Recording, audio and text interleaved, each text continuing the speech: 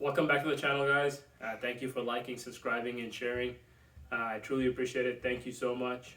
Today I want to give a huge shout out to my friend Randir Dylan for getting a lot of these stuff printed for me: t-shirts, vinyl decals, and the flag. And definitely I want you guys to comment down below or on the Instagram and let me know what do you guys think about getting shirts printed, color, design for it. Basically, I want to have a Shezimotorsport and some sort of a logo around it. Maybe the logo will also get ported over to my YouTube channel logo as well. So let me turn the camera on and show you guys what I'm talking about. So here we have 8-inch and 6-inch or 8-inch decals. And this is white with a YouTube logo. And then we also have Shezimotorsport for the black ones. Here are the shirts. Ignore the Lahori sign. That just goes by without saying. But then here's a flag for the Shezimotorsport channel 3x5.